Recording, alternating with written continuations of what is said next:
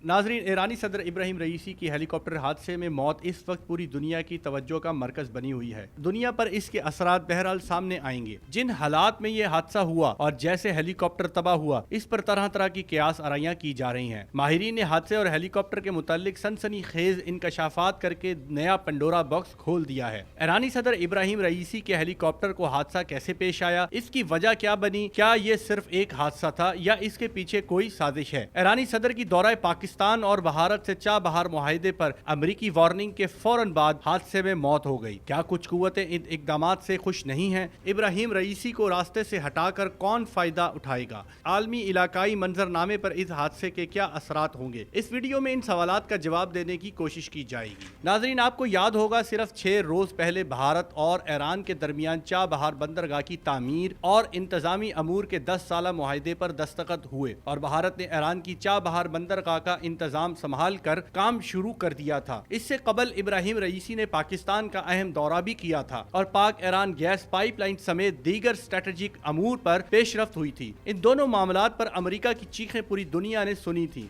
और अमेरिका ने ईरान के साथ तिजारत करने वाले मुल्कों को वार्निंग देते हुए पाबंदियां लगाने का इशारा भी दिया था। अमेरिकी रद्द अमल को पाकिस्तान और भारत ने मुस्तरद कर दिया था। इसी तरह अमेरिका के खिलाफ सदर इब्राहिम रईसी का बयानिया पूरी दुनिया जानती है, जिन्होंने कहा था कि अगर ईरान और अमेरिका के दरमियान न्यूक्लियर डील हो जाए तो भी वो अमेरिकी सदर से बात करना पसंद नहीं करेंगे। इन हालात में ये हादसा मायनी खेज है। बहरहाल हकाइक जामिया इंक्वायरी के बाद ही सामने आएंगे। दूसरी तरफ माहिरीन ने इंकशाफ किया है कि यह हेलीकॉप्टर इतनी हाई प्रोफाइल शख्सियात के सफर के लिए मौजू और महफूज नहीं था। इन्होंने बहुत से सवालात भी उठाए हैं। माहिरीन का कहना है कि इतने पुराने हेलीकॉप्टर में जदीद सेंसर्स भी नहीं थे। इसमें ईरानी सदर समेत अहम शख्सियात को क्यों और किसने सफर करने दिया? सदर इब्राहिम रईसी के जेरे इस्तेमाल 30 साल पुराना बेल 212 हेलीकॉप्टर था। ये ईरानी फजाइया के भी इस्तेमाल में रहा। हेलीकॉप्टर सिर्फ VFR परवाज के लिए सर्टिफाइड था। में सिर्फ 6 मुसाफिर सफर कर सकते थे। ईरान में इन हेलीकॉप्टर्स पर पाबंदियां आयद हैं। ईरान बेल हेलीकॉप्टर के स्पेयर पार्ट्स दरामद नहीं कर सकता और मैन्युफैक्चरर्स ने इसके मेंटेनेंस साइकिल को रिटायर्ड करार दिया है। माहिरीन का कहना है बेल हेलीकॉप्टर का पावर प्लांट और टर्बो शाफ्ट इतने ताकतवर नहीं थे जो मुख्तलिफ खित्तों में परवाज कर सकें।